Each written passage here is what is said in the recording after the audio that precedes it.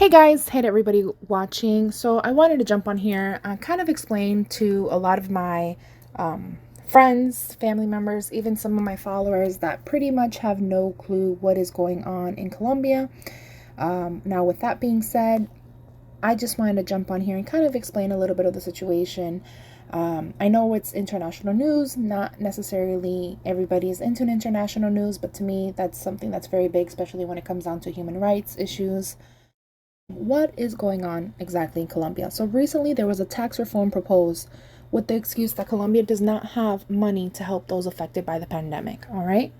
Now, mind you, the tax reform would increase taxes to 19%. Can you guys believe that? 19%.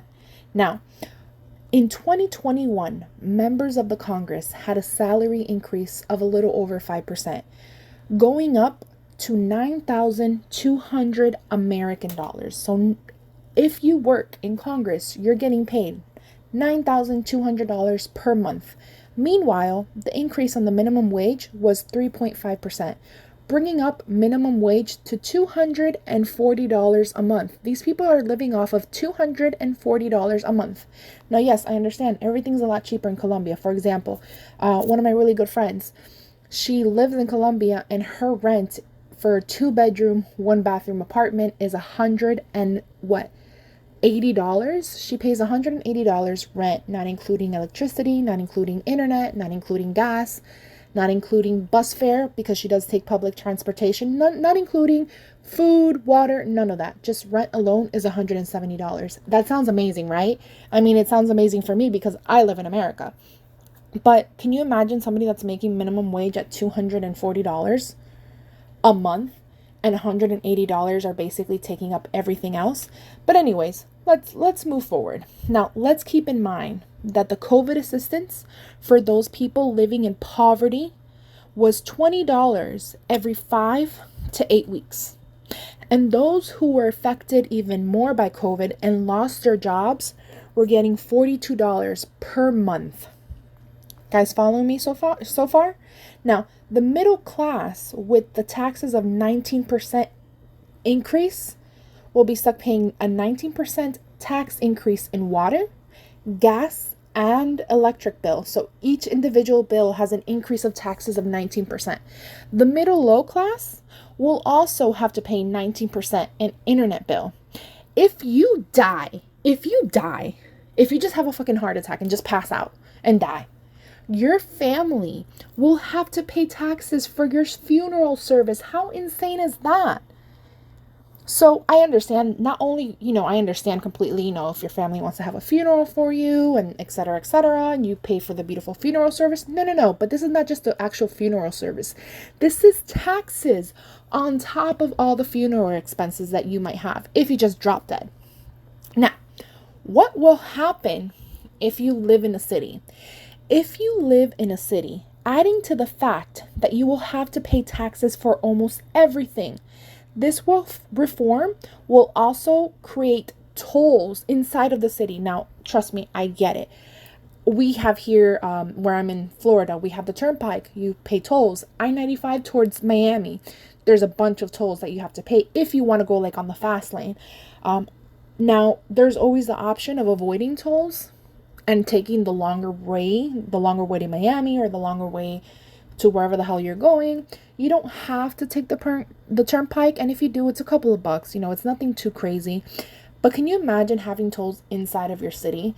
So inside whatever small city you're in, having to pay tolls to get to work every single day. Even if you're a motorcycle, you have to pay tolls. Doesn't matter if you're riding a bicycle, you have to pay tolls, which is mind-blowing to me. Now, the 19% tax increase will increase gasoline to $2.66. Now, to us, $2.66 is normally what I pay for a gallon of gas here in Florida. Can you imagine living in another country where you're making $240 a month minimum wage and your gas is $2.66? Like, that's mind-boggling to me. So let's say you don't have a car and you own a bike.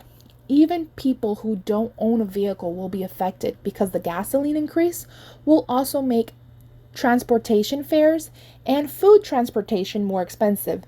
So check this out. You don't have a car, you don't have a bike. You take the bus to work, you're still going to be affected because bus fare is going to increase. Oh, groceries, like shipping apples from one city to the other city, also going to have a tax increase. Are you guys like, is this making sense to any of you guys? Yet these people are getting paid $9,000 a month. So unlike in the US or other countries, in Colombia, when the price of gas goes up, it won't go down. So normally, you know how we have an influx of gas going up, gas going down. I know in 2008, here in Florida, gas was extremely high and all around America. And then it goes down, goes back up, and so on. It does not fluctuate. Once it goes up, it stays up in Colombia, which again makes no sense to me. Oh, but no. It doesn't just end there. Your technology products are going to be taxed. Can you guys imagine that you will have to pay moving forward 19% increase on computers, cell phones, and tablets? For example, after the reform, a $490 PC or laptop is going to be $586. Plus, again, don't forget your bills. You have to pay your internet. That's now going to increase to 19% more than whatever the original balance was. Which, again, mind-blowing. Other taxes. So young workers are not going to get government help. I'm not 100% sure on this. I'm not Colombian, so I really don't know how that works. I know that is going to change. Now, normally, they have certain products that are tax-free. Here in America, I think you have to pay 6% tax increase or 6% taxes on everything like tampons and milk and eggs. If you see something at the store that's 99 cents, it's not going to be 99 cents. It's actually probably going to be $1.05 after taxes, which I know is really confusing to a lot of my friends overseas. It's just how it works here. So meat, fish, milk, eggs, cheese, drugs, and tampons that normally did not have taxes are now going to be taxable. Again, for those people who live in the countryside, who were the most affected by COVID, who are the most poor in the country, their taxes are going to be increased for their agricultural supplies. For those that are government workers, right? For those government workers won't have salary increases during 5 years. So if you work for the government, your salary won't be increased for the next 5 years. And I'm not talking about the Congress people that make $9,200 American dollars a month. I'm not talking about them. I'm talking about if you work for the government, for example, a place like the DMV here in America, certain offices like that. If you work at the Social Security office, working the same damn job for 5 years and not getting any kind of payment increase, but yet the Congress people have a 5% increase this year alone, not even last year, this year alone. Health, education, other communities are just going to have a lot less to budget with. The military, though, definitely won't be affected, right? So that's basically what I wanted to touch base. No sense to me. So just little things like that is pretty much what's affecting Colombia right now. Now, to top this all off, people are going to the streets. They're protesting. They're peacefully protesting.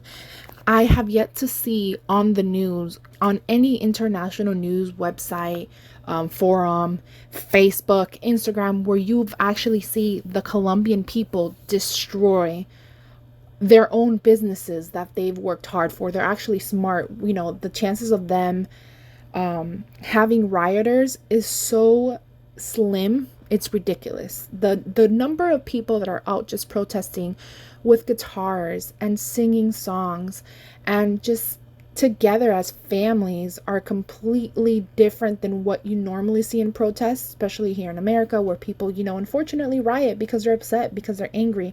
That's a whole nother conversation. Now, the clashes have continued for over a week now, and the president has allowed the police to basically take out their guns and shoot whoever they want. There are so many videos coming out on social media where you can physically see, and I don't know if YouTube is going to allow me to put this video. I'm going to go ahead and post it into this video anyways, and if in the near future this video doesn't come up anymore, it's because YouTube made me take it down, unfortunately. And to be quite honest, to a certain extent, I think this is so important for everybody to see, just the amount of descaro y asquerosidad that's going on. Like, I don't even have words for it. So the clashes are continuing. The president, Ivan Duque, this fucking idiot, excuse my French, has allowed the cops to just pull out their gun and shoot whoever they feel like shooting with no consequences, no nothing. Again, these are not rioters that are protesting, burning down buildings, getting on cars, breaking and entering and stealing. These are not looters. They are literally walking the streets upset and angry because they don't understand how they're going to be able to afford paying a 19% tax increase. Everyone was flipping their shit when Biden wanted to increase 4% of taxes, or I'm not even sure exactly how much it was. Please, if you know, comment down below. He wanted to increase taxes on everyone who made over $400,000 a year, something crazy like that. Which again doesn't affect me because I don't make $400,000 a year. I don't have a lot of friends who do, so whatever. It sounds horrible, but it is what it is. So people are saying that there's looting, vandalism, but to be honest, most of it has been clashing between police and protesters in several cities. 4 people have been killed in like the first 2-3 days, and that number just keeps rising. Police officers have been stabbed in the weeks. Now, Colombia is a country that they don't have guns. You can literally walk in here into Walmart. They don't sell bullets at Walmart anymore, but they used to about a year or so ago. You can just walk into the store and buy a gun. Colombia's not like that. You're not allowed to have a weapon. You're not allowed to buy a weapon. The only people who have weapons are police officers. So you can only imagine being a police officer, having access to bullets, and these people that are throwing things at you when you start killing their own. Places like Medellin, Cali, the country's 3rd largest city, has seen the most violence linked to the protesters. Rights groups are they're reporting constant police brutality, and the police continue to deny all allegations, even though there's several videos out on the internet. All you have to do is go on social media, Google search what's going on in Colombia. The vast majorities that are protesting are in peace. They're not looting. There's no violence. And the government is trying to paint a picture that's not is. Thank goodness we live in a world in 2021 where we can literally share this on social media. And now I know this is not the only country affected by human rights issues, and I'm pretty sure there's a lot of other countries that are way worse off in Colombia. It's just disgusting that this is going on. And I know a lot of people, especially a lot of my American friends who've never been up to Colombia and really don't hear a lot about Colombia, wanted to know what's going on. So just thought I should, upload this quick little video. And I get what Colombia is trying to do. They're trying to quote unquote help people with COVID that have been affected by COVID, but the numbers just don't make sense to me. You're helping some people with $20 every 4 to 8 weeks, and other people with $42 a month. And I get it. I'm sure that there's millions of Colombians. But why not just let's lower some of these congressmen and women that are making $9,200 a month, while rent in Colombia for a basic apartment is only $180 a month. The numbers are not adding up. They're not making sense to me. And let's face it, unfortunately, Colombia has been a place where they've had constant issues for over 20 years, over 30 years. In all, you guys, I just hope all my Colombian brothers and sisters are staying safe in their homes. Please don't stop sharing, those of you who are sharing information on social media. Even if, we're countries away, a voice of one person may not make the difference, but I know if we all stand together, hopefully we will have some change. Now, a lot of people are like, oh, well, that's, something that's happening in Colombia. That's not affecting me in any way, shape, or form. That is such a horrible way to think. And it's absolutely disgusting that in 2021, we still have people that think like that. Globalization is on the rise. In this day and age, one country cannot survive without another country. This simple principle affects everyone on the globe. We have already seen it in effect with our global pandemic that we just got out of, and a lot of countries are still being affected, like India. I understand that we all grew up with different languages on entirely different cultures, but some of these people may be your future coworkers. If you want to be able to foster deep connections, broaden your network, broaden your understanding of global issues and other cultures. Ignorance is not bliss, not in 2020. Open your eyes, open your hearts to other issues going on in the world. Global issues are your issues. Anyways, this video has been long enough, you guys.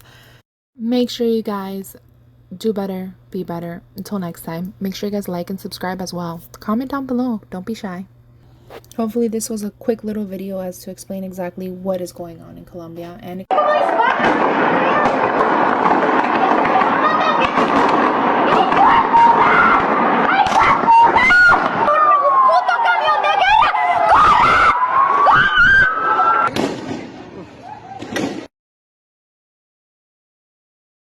Nicolás. ¿Nicolás qué? Nicolás Guerrero. Aguante, Nicolás. Nicolás Guerrero.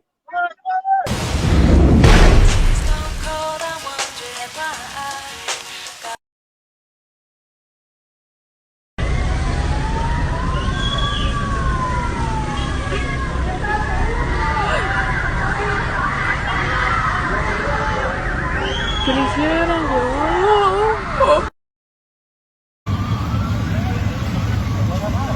No estoy haciendo nada, señora. ¿Está la manifestación? Estoy grabando. Buenas tardes. Buenas tardes, señora. ¿A él le están golpeando, le están maltratando? En realidad sí, yo vi que uno es...